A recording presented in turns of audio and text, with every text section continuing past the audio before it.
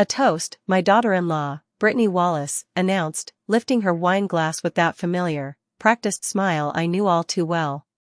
To the mother-in-law who pays the bills, but will never be a real mother. Her words sliced through the room like cold steel.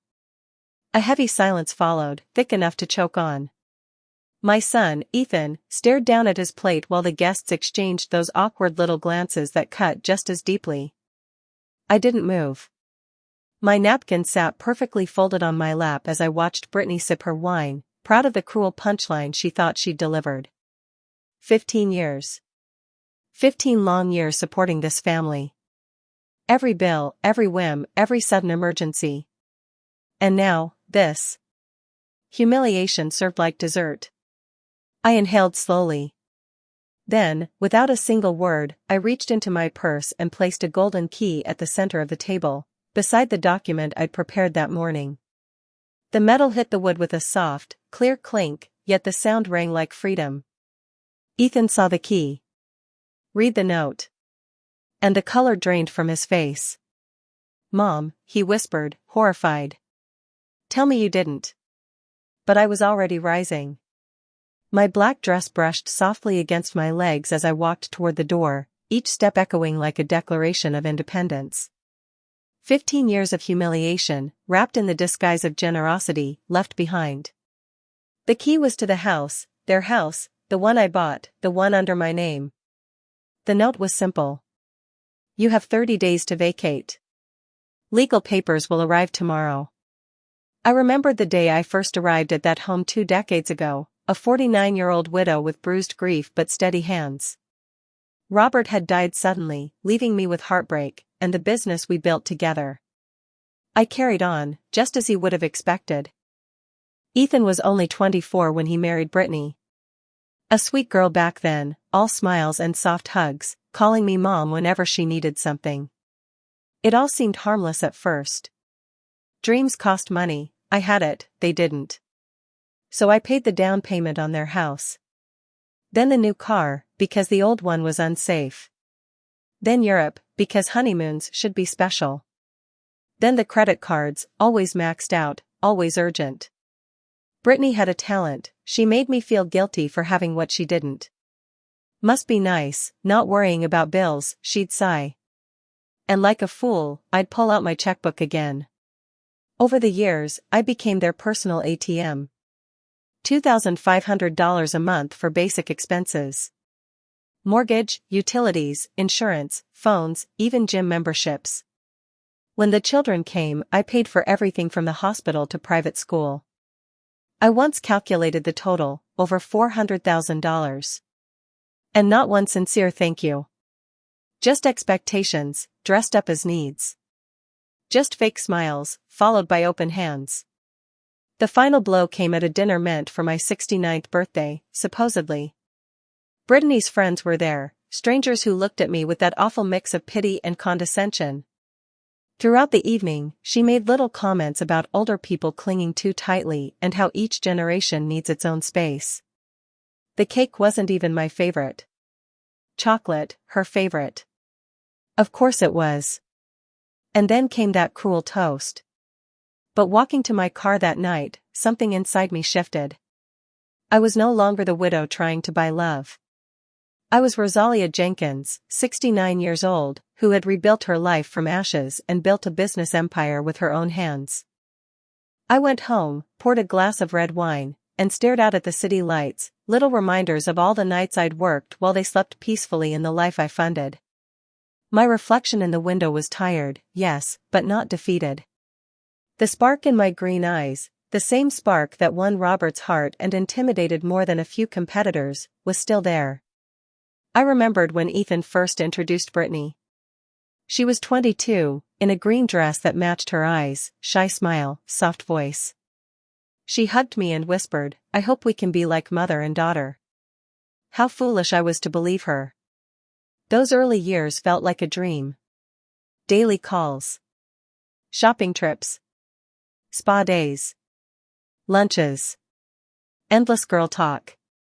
I paid for everything. Gladly. Because I thought I'd finally found the daughter I never had. But all I'd really found was someone who knew exactly how to use me. When Brittany became pregnant with Caroline, my first granddaughter, I was there for everything. Every appointment, every ultrasound, every little milestone. I bought baby clothes by the dozen and filled the nursery with the finest furniture money could buy. Caroline arrived on a rainy Tuesday in April. And when the nurse placed that tiny girl in my arms, my heart stretched so wide I thought it might burst. She had my green eyes, my family's little upturned nose. And when her tiny fingers curled around mine, I knew I would move mountains for her. But after her birth, things shifted. Subtly at first. Brittany no longer called to chat, only when she needed money for diapers or formula or the newest clothes. Lunch invitations became rare, and when they did happen, they always ended the same way, with a small emergency she needed my help fixing. By the time Caroline turned 2, Thomas arrived, my beautiful grandson with Ethan's dark hair and that same mischievous smile he had as a boy. And with 2 children, the expenses doubled. Then tripled. And I paid, quietly, faithfully, endlessly. Private school. Swimming lessons. Ballet for Caroline. Soccer for Thomas. Vacations to Disney World, Cancun, Orlando. I funded everything. They enjoyed everything. Ethan hadn't worked in 5 years. Brittany told everyone he was building some innovative business that needed his full attention. But I never saw a business plan, never saw progress, just a 39-year-old man waking up at noon, gaming for hours, while his wife lunched with friends on my dime. Brittany had changed, too. The shy girl I once knew was gone. In her place stood a woman who felt entitled to luxury she'd never earned, designer bags worth a teacher's salary, shoes she wore once, weekly beauty treatments that cost more than some families spend in a month. And I kept paying. I was the silent provider, the grandmother who never said no. Every time I tried to set boundaries, she twisted the knife perfectly. The children need stability. We don't want them to feel deprived. Ethan is under so much stress. If we add finances, he could get sick. Manipulation, polished, practiced, and served with crocodile tears. But that night by my window, holding my glass of wine, the truth finally settled in me like cold iron. I wasn't part of their family. I was their ATM. They didn't love me, they loved my money. They didn't respect me, they tolerated me because it benefited them. Brittany's cruel birthday toast wasn't a surprise. It was confirmation. To her, I'd never been a mother, only the rich old woman who kept the checks coming, desperate for affection that never truly existed. But instead of breaking me, the realization freed me. For the first time in 15 years, everything was clear. I didn't have to keep playing their game. I had the power to end it. I walked to my desk and pulled out every document, house deeds, credit card statements, bank transfers. 15 years of receipts showing exactly how much I had poured into their lives. And then it struck me. Everything was in my name. The house. The credit cards. The accounts. Legally, they owned nothing. They had lived off generosity, not rights. And generosity can be revoked at any moment. I picked up my phone and dialed my lawyer, Greg Stevens, a meticulous, discreet man who had protected my interests for over a decade. "Greg," I said the moment he answered, "even though it was nearly 10 p.m. I need you to prepare the eviction documents for the Maple Street property first thing in the morning. And I want every authorization for my subsidiary credit cards revoked." There was a long pause. "Are you sure, Rosalia?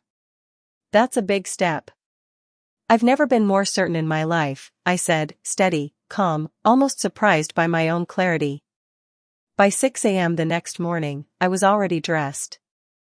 It felt like the most important day I'd had in 15 years.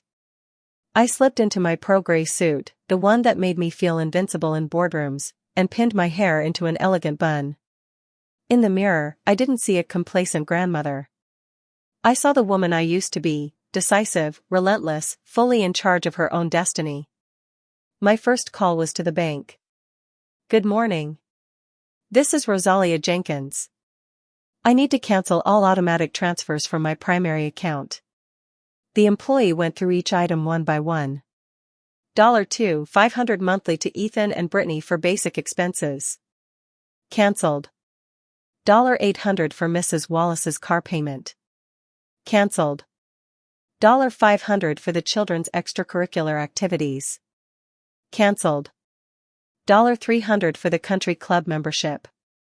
Cancelled. Are you certain you want all of these stopped, Ms. Jenkins? She asked carefully. Absolutely, I said. And I want every additional credit card under Ethan Wallace and Brittany Wallace's names blocked immediately. Rapid typing followed. Done. Anything else? Yes. Change every password, and activate alerts for any unauthorized attempts. After the bank, I called Greg. He was already drafting the papers. The eviction notice will be ready this afternoon, he said. Legally, you must give them 30 days, but since they haven't contributed to rent or utilities, they're essentially living there by your generosity. That gives us more leverage. Perfect, I replied. And please check for any loans or commitments they may have taken under my name. I need to know immediately. Around 10 a.m., my phone started ringing. Ethan. I let it go to voicemail. Then Brittany. Straight to voicemail. After 15 missed calls, I finally answered. Mom, what's happening? Ethan shouted, frantic.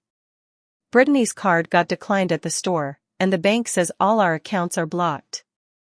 Good morning, Ethan, I said, calm as stone. I trust you slept well in my house. Our house, Mom. We've lived here 15 years. A house I bought. A house in my name.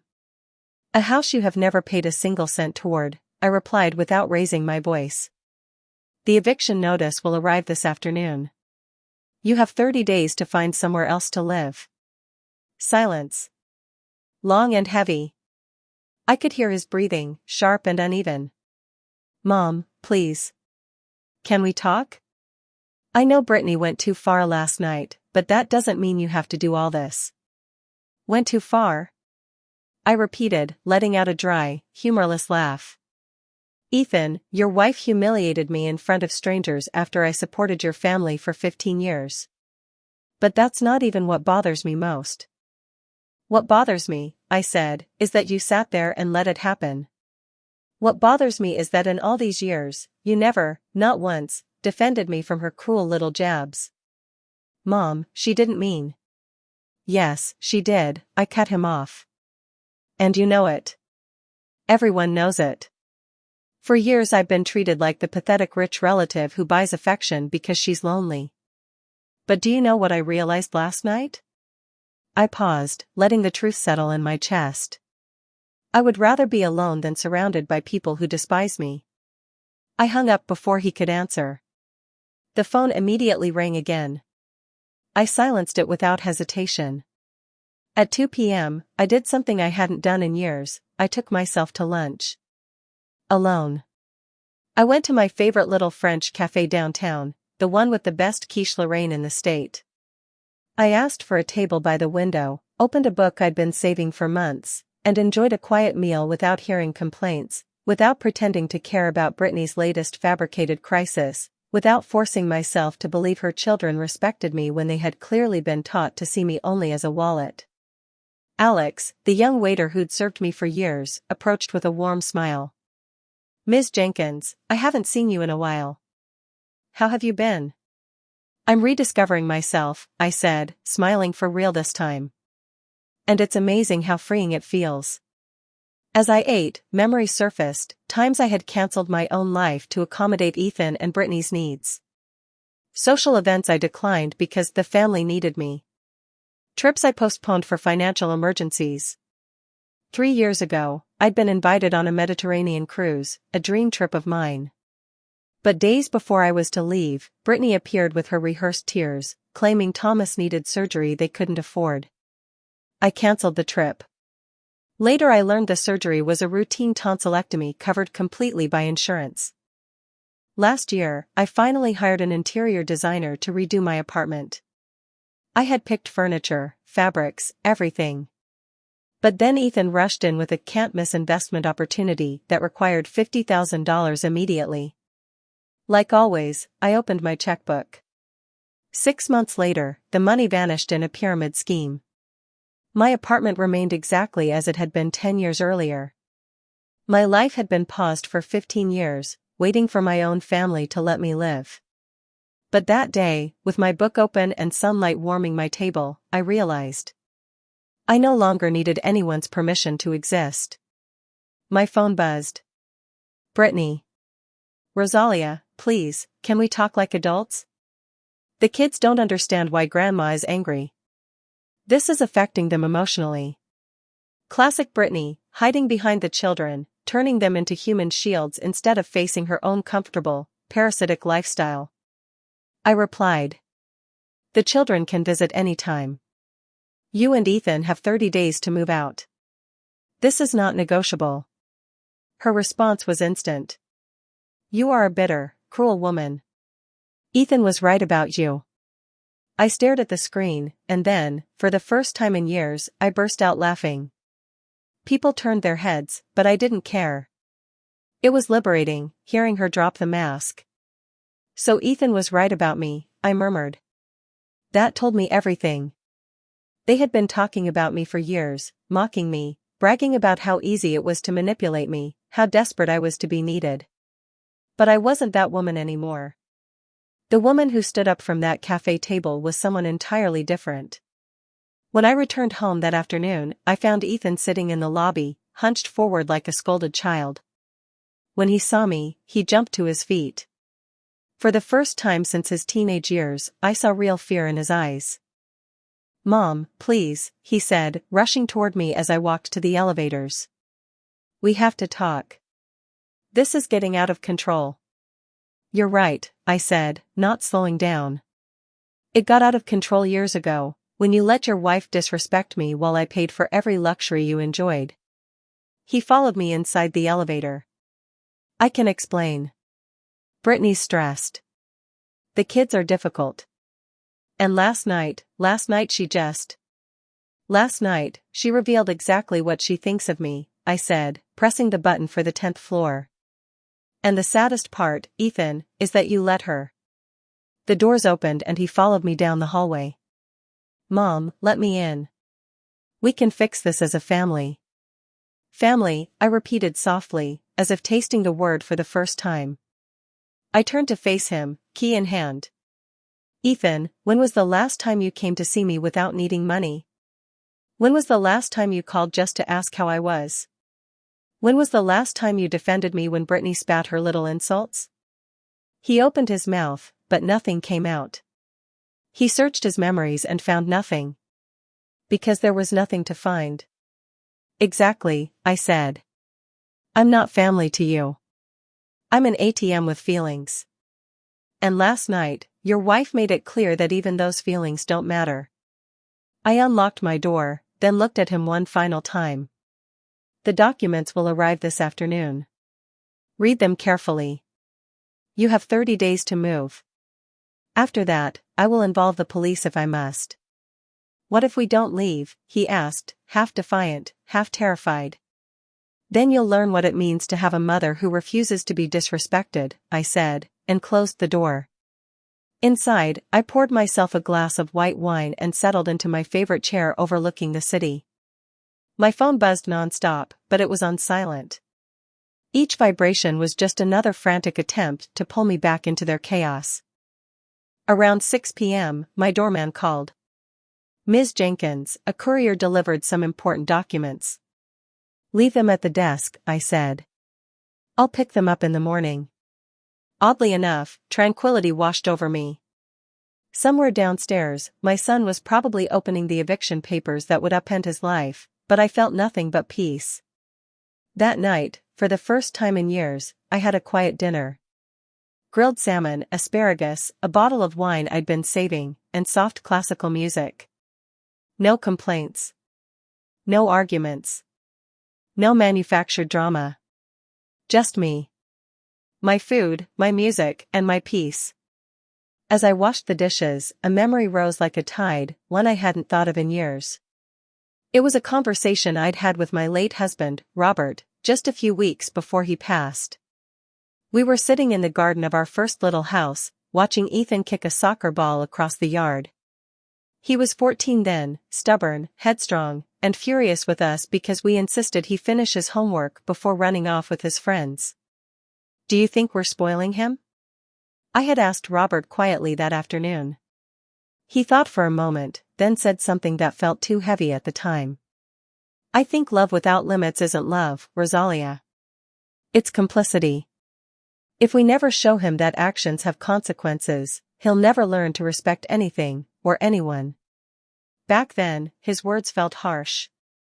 Ethan was our only child, our miracle baby after 3 miscarriages. Of course I wanted to give him everything I never had. I wanted him to feel safe, adored, wrapped in unconditional love. But now, almost 25 years later, I finally understood what Robert had been trying to warn me about. My limitless love had raised a man who had no sense of responsibility. My endless generosity had created someone who valued nothing, because he never had to earn anything.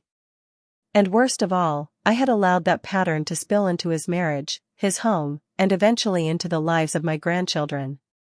Caroline and Thomas, my sweet babies, were growing up believing that Grandma was a bottomless well of money, vacations, tuition, gifts, everything except boundaries. Then my phone vibrated. A number I didn't recognize. "Grandma, it's Caroline.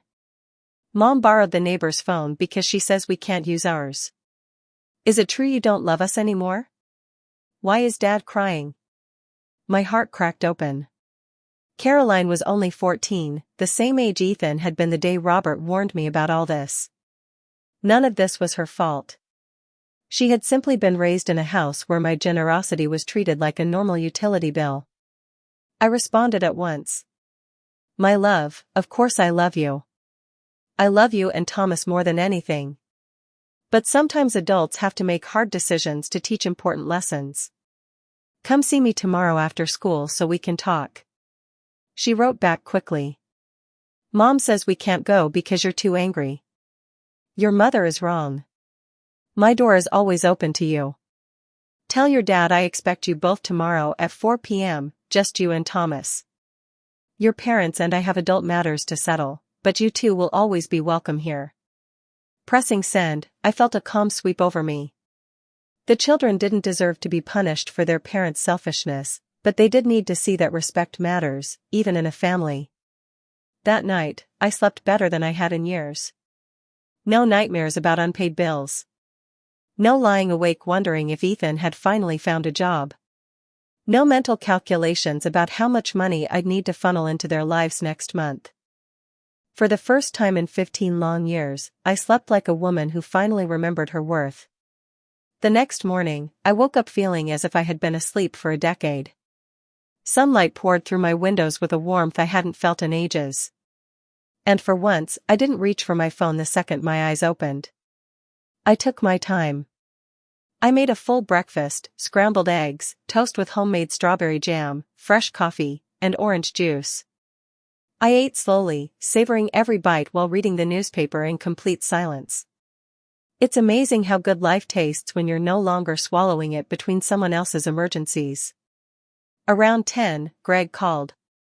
"Ethan signed the documents last night," he told me. "He also called several times this morning, but just as you asked, I didn't answer. Should my office handle all legal communications from now on?" "Yes," I said calmly. "And Greg, I want you to redo my will. There will be significant changes in the inheritance." He hesitated. "Are you certain, Rosalia? These decisions are irreversible."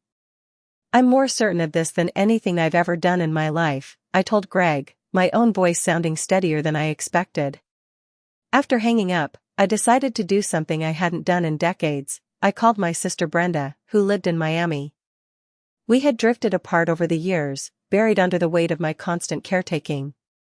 "Rosalia," she answered, startled. "My goodness, it's been ages. How are you?" "How are you, Brenda?" I said, and for the first time in years, I finally spoke honestly about my life. I told her everything, every sacrifice, every lie I'd told myself, every cruel comment, every bank transfer, all the way to last night's humiliating toast and the eviction papers. She listened quietly for nearly an hour. When I finished, she exhaled a long, heavy sigh. "Do you know what hurts me most, Rosalia?"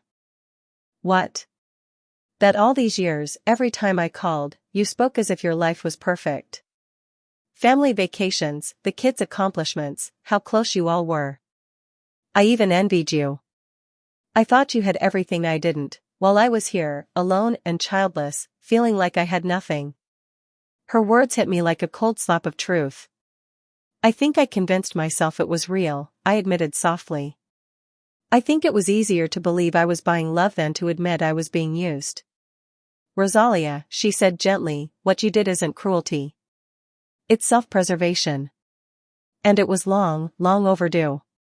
Her validation washed over me like a warm tide. Someone who had known me since childhood, someone with nothing to gain from my decisions, was telling me I had finally done the right thing. At 3:30 that afternoon, I began preparing for Caroline and Thomas. I bought their favorite cookies, made hot chocolate, and straightened the living room so they'd feel safe. Whatever conversation awaited us, I wanted them to know my love hadn't changed. They arrived right at 4 o'clock, with Ethan trailing behind them. He looked exhausted, eyes red, clothes wrinkled, carrying the defeated look I hadn't seen since he was a boy and Robert grounded him for breaking a window with a soccer ball. "Mom," he started, but I raised a hand. "Ethan, this conversation is for Caroline and Thomas. You can wait downstairs in the lobby. They are my grandchildren, and I have the right to speak with them privately, especially now." He opened his mouth to argue, but Caroline gently touched his arm. "Dad, it's okay. We need to talk to Grandma." Once he left, I served the cookies and hot chocolate, and we settled into the living room. Caroline's green eyes, so much like mine, were full of worry. Thomas mostly focused on the cookies, though I could see the nerves written all over him. "Grandma," Caroline asked softly, "is it true we're losing our house? Mom's been crying all day, and Dad won't come out of his room." I breathed deeply. These children deserved honesty, but in a way they could handle. "Caroline. Thomas, do you know where the money comes from that pays for your home, your school, your clothes, your vacations?" Thomas shrugged. "From Mom and Dad. I guess?" "No, sweetheart," I said gently. "It all comes from me. The house is in my name. The bills are mine. Even the groceries you eat, I pay for everything." Caroline's eyes widened. "Seriously? Dad doesn't work?" "He says he has a business, but it's never earned enough to support the family." "And your mother doesn't work either." Thomas frowned. "But then, why do they always say they don't have money for things we want?" "Because it's easier to say there's no money," I explained, "than to tell you the money has never been theirs." Caroline, bright and perceptive as always, began piecing things together. "That's why Mom always says, ask Grandma whenever we want something expensive." "Exactly. But Grandma," she continued, voice trembling, "if you pay for everything, why does Mom act like we're asking you for favors?" That question pierced straight through me. "Because your mother doesn't want you to know the truth. It's easier for her to pretend she's doing me a kindness by letting me help. But the truth is, you've all lived entirely on my money for years." Thomas stopped mid-bite. "So, we're poor?" "You're not poor," I said softly. "But your parents have chosen not to work because they knew I would always step in. That ended last night." "What happened?" Caroline asked. In careful, gentle words, I told them about Brittany's toast, the humiliation, and my decision to finally set boundaries. "So we have to move?" Thomas whispered. "Your parents need to learn to support you," I said. "But you will never lose me. You are my heart." Caroline hesitated. "But, you're not helping with money anymore?" "I'm going to help you in a different way," I said. "I'll make sure you have what you need." But I will no longer pay for the luxury your parents have grown used to. And I'm going to teach you something far more important, the value of work, and the meaning of respect. Caroline nodded slowly. I think I understand. Mom, she says mean things about you sometimes. And I always felt uncomfortable but didn't know why. What kind of things? I asked quietly. She says you're controlling. That you use money to manipulate us. That you like us depending on you because you don't have a life of your own. Hearing those lies from my granddaughter's lips was painful, but strangely freeing. At last, I had confirmation of what I'd felt for years. Caroline. Thomas, I said, steadying my voice. Listen carefully. What I'm doing isn't meant to hurt you. It's meant to teach you something your parents never have, that respect is not optional. And that real love, my dears, is something money can't buy. Thomas, who'd been quietly playing with his cookie crumbs, lifted those dark eyes that reminded me so much of Ethan when he was little. But Grandma, where are we going to live? He asked. All my friends are at my school. Your mom and dad will have to find jobs, I told him gently. And they'll need to look for a home they can afford on their own income. And yes, sweetheart, it's possible you might have to switch to a public school. And you may not have all the expensive things you're used to. Is that bad? Caroline asked, truly curious. No, my love, I said, brushing her hair back. Millions of children go to public schools and live happy, full lives. And millions of families make ends meet on tight budgets. They learn to appreciate what they have.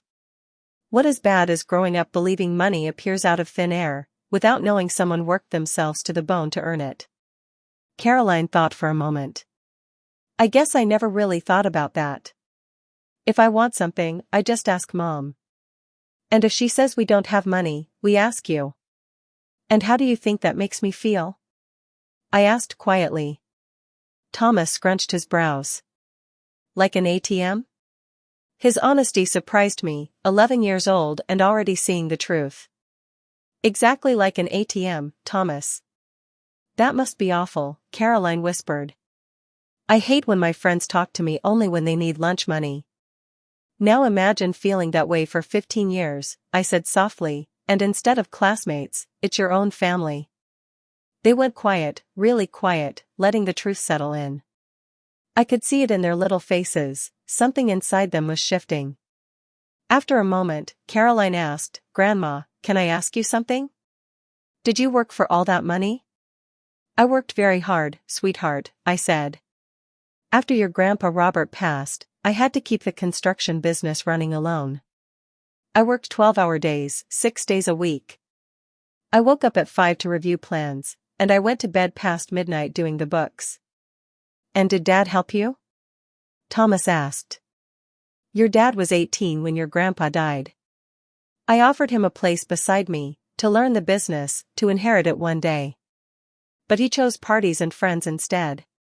The next part of the story will be in tomorrow's video. If you want to see what happens next, make sure to subscribe to the channel, you won't want to miss it.